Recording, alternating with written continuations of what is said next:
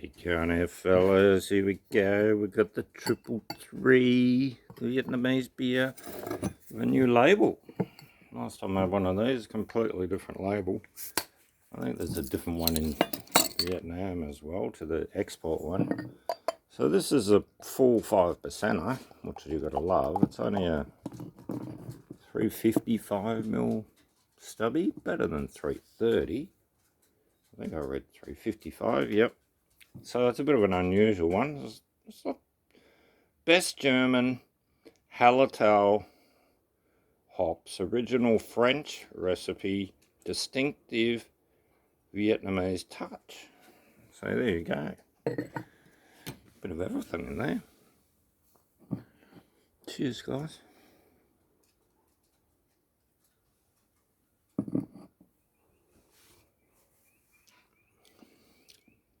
Lovely. That was our favourite beer we drank in Vietnam. Well, they're a long time ago. There's probably plenty of other beers now that you can buy there.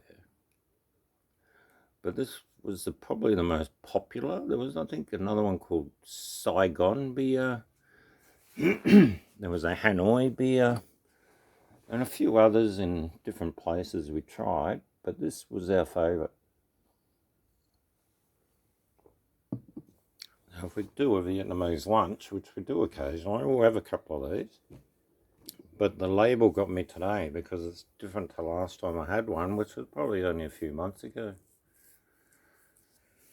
Oh, might be longer. Bloody lockdown, you lose track of years. 1 minute it was 2019 and now it's what? 22? Kidding. What happened to 21? Product of Saigon beer. There you go. I'm pretty sure they do another one, or maybe not the same company, but there is a Saigon beer. But that's pretty good. It's what you want to drink on a hot day. It's not going to knock you about with big strong flavours and alcohol flavours. When it's stinky hot, and I tell you, they tried to put ice in a lot of our beers in Vietnam. It was weird. And then you found out why, because they haven't got a fridge. Alright. So that's what they were doing. Some of the restaurants along the beach had, they bought ice every day. And cooked up and had the fish and the beer and everything in the fridge with ice. But the beer, most of it was sitting in crates out the back, warm.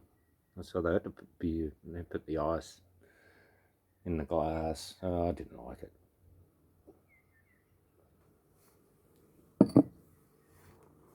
And we got to Hanoi, it was bloody cold. You were looking for a strong beer all of a sudden. That was funny. Hanoi was pretty wild. It was pretty wild the whole trip. Hoi An. We met an Israeli couple. And I don't know how I ended up. The woman sat next to me and we were chatting, and the boyfriend was getting jealous and angry and loud, and it was a classic. And we saw him at this restaurant later. He almost wanted to have a blue. I felt like saying, look, if I beat you up, that means I've got your missus, and then I've got to look after her. Fuck that. I don't want to beat you up for your missus. Keep her. Run into him on Koh Samui after Vietnam. That was funny. I just steered away from him. I didn't want anything to do with him. Nutcase he was. What an absolute fucking nutter. Like a psycho, you know. If you could see, he just wanted to kill. He just wanted to kill. You know those, when you meet murderers, killers, and they got that look in their eye and they love killing?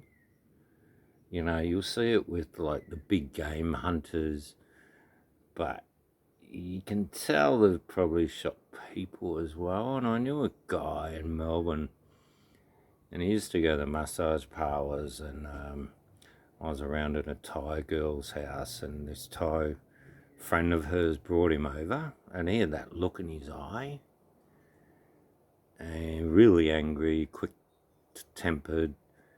And after he left, they told me that he'd killed someone, and he's a killer. You know, you can tell. It's weird, I don't know. All right, I'll leave you with that. The killer look. We had that in Vietnam a couple of times. One guy wanted to slaughter us because we wouldn't get in his tuk-tuk. We just refused and walked the whole town. Didn't take anyone else's tuk-tuk. But by the end of it, he was ready to cut our throats. He was getting really sicko. Had the big, all of a sudden he's got the big knife come out. And he's starting to scream at us. Because he didn't get his fucking ride. That we don't want to go on a fucking tuk-tuk. You want to watch life at walking pace. You know, some people are just insane. The whole world's full of insane people. Anyway, still here to tell the fucking story. Watch yourself, guys. Watch out. This other Vietnamese man just stepped in and pulled up the bus and threw us on. He probably got slaughtered after we left for helping us. It's weird, isn't it? We should have looked up the deaths the next day. I think there was about 54 deaths from the road every day in Vietnam, so that filled the first 10 pages. You're kidding. Anyway, cheers everyone.